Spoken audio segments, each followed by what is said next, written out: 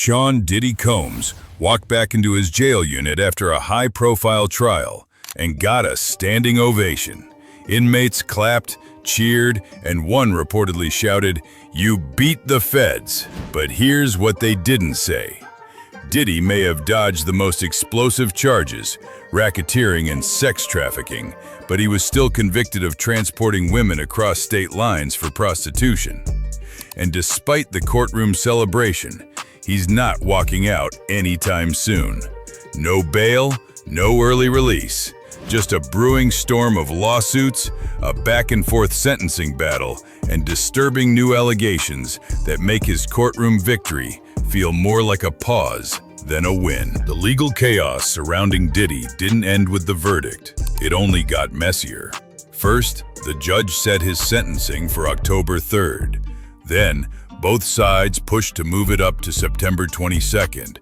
Then, without much explanation, it snapped right back to October. Confused? So were we. At the heart of this back and forth is a split agenda. Diddy's defense is desperate to speed things up, trying to get their client sentenced and potentially released as quickly as possible. They've leaned heavily on emotion, even pointing to the fact that two of Diddy's daughters were sitting in court with no living mother to go home to, a reference to Kim Porter's death in 2018. His lawyers say the girls don't have a parent, but prosecutors are taking their time for a reason. Before sentencing, they need a deep dive into Diddy's life, a full pre-sentencing investigation that covers everything from his childhood and mental health to interviews with his family, friends, and possibly even the victims.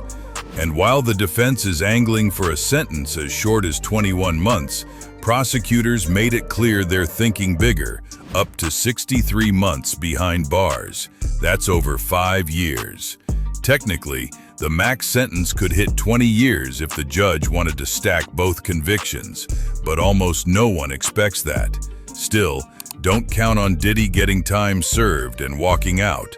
Not when he's accused of shuttling multiple women across state lines for what prosecutors called a pattern of exploitation, and not with a judge who's already denied bail, citing prior incidents of violence. The sentencing date may have bounced around the calendar, but Diddy's legal fate is very much locked in motion. So what exactly is Diddy facing now?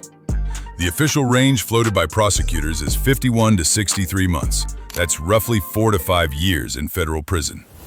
His legal team is pushing hard for just 21 to 27 months, arguing that he's already been locked up since September and should get credit for time served. But here's the catch. Even with the lesser charges, the nature of the crimes carries a chilling context. Diddy wasn't convicted for mere technicalities. He was found guilty of transporting women, specifically Jane and Cassie, across state lines for prostitution. Not just once, but multiple times. I was fucked up, but I make no excuses. My behavior on that video is inexcusable. I take full responsibility. I was disgusted then when I did it, I'm disgusted now. And that repetition could be seen as an aggravating factor. Plus, while the charges don't carry a mandatory minimum, the judge has broad discretion and has already shown signs of concern. Denying bail wasn't just a procedural move, it was a warning shot. The judge referenced a violent altercation between Diddy and one of the victims, Jane, just last year, suggesting that even after decades in the spotlight, Diddy still poses a risk. If the court takes that into account, and it likely will, this won't be a slap on the wrist. Yes, there's talk of family hardship and emotional appeals, but prosecutors are painting a much darker picture. And unless the defense can flip the script, in coming weeks, October 3rd may end with more than just headlines. It could be the day Diddy officially disappears behind bars for a year. Just when the courtroom chaos seemed to settle, a new bombshell dropped. One so graphic, it rattled even longtime followers of the case. A fresh civil lawsuit, filed by an anonymous John Doe, alleges a stomach-turning encounter with Diddy in 2020 at a Los Angeles warehouse filled with old memorabilia, some of it belonging to the late notorious B.I.G. The details are hard to ignore. According to the lawsuit, Diddy began watching pornography on his phone before allegedly using one of Biggie's shirts to pleasure himself, then hurling the soiled shirt at the plaintiff and demanding he finish the job. The filing claims emotional trauma, sexual battery, and intentional infliction of distress. And horrifyingly, this wasn't the first time. John Doe alleges another disturbing incident from 15 years earlier, where he says Diddy coerced him into a sex act.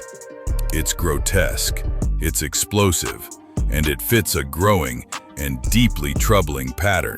Diddy is now facing over 65 lawsuits, each painting a picture of abuse, coercion, and power used for control. The shocking part?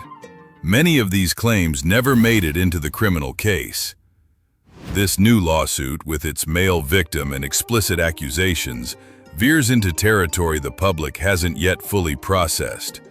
And whether it's credible or not, the timing, just after the verdict, has sparked serious questions. Is this justice catching up, or opportunism stacking on? Either way, it's another firestorm Diddy's team now has to contain, and fast. As outrage exploded online over Diddy's partial acquittal, one of the jurors finally broke the silence, and they weren't happy with the backlash. Speaking anonymously to ABC, the juror called the criticism highly insulting and belittling, insisting the verdict was the product of 2 full days of careful deliberation and a strict reading of the law. "We would have treated any defendant the same," they said. And maybe they're right, because while the public saw a headline, "Diddy walks on sex trafficking," the jury saw legal instructions, burden of proof, and technical definitions. The charges weren't about whether Diddy was violent or abusive, they were about whether prosecutors proved a coordinated criminal enterprise beyond a reasonable doubt. And some jurors clearly felt they didn't. Even an alternate juror who watched the trial but didn't vote admitted he'd likely have reached the same decision, noting that some of the infamous freak-off tapes looked surprisingly tame. That stunned courtroom reporters who saw jurors reacting visibly to those same clips.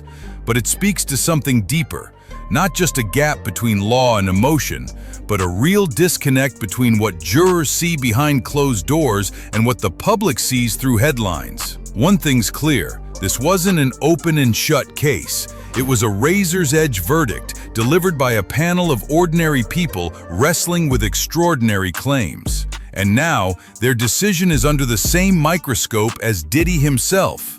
With the sentencing date locked for October 3rd, all eyes are now on what comes next.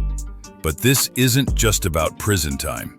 Behind the scenes, Diddy's legal team is quietly preparing a flurry of post-verdict motions. These range from requests for a new trial to attempts at reducing or even vacating the sentence entirely. While rare, such motions aren't unheard of, especially when a defense believes the judge misapplied the law or key evidence was mishandled. But that's not the only strategy in play. Diddy's lawyers may also try to dismantle the growing number of civil lawsuits stacked against him. One potential tactic? Forcing anonymous plaintiffs like Jane and John Doe to reveal their real identities, something that might intimidate them into dropping their cases. It's aggressive, it's risky, but with over 65 lawsuits looming, every move counts. Meanwhile, prosecutors are quietly building their sentencing narrative, likely to highlight patterns of behavior, public impact, and past incidents that never made it to trial. And let's not forget, the judge who denied Diddy bail after the verdict did so while referencing a violent 2024 altercation with one of the victims. That alone could color how harshly he rules. So yes, Diddy escaped the worst-case outcome at trial. But if his defense stumbles even slightly in the next few months, this story could end with a lot more than 21 months behind bars.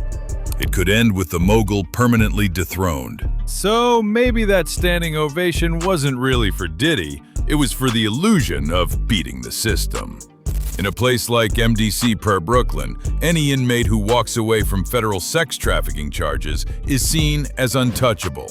But outside those prison walls, the celebration doesn't land the same. To the public, it feels like a pause, not a win. Because despite the clapping and backpats, Diddy's legal battle is anything but over. More lawsuits are landing, more evidence is being examined, and a federal judge, one who's already flagged violent behavior and refused bail, is now deciding just how much time Diddy should serve.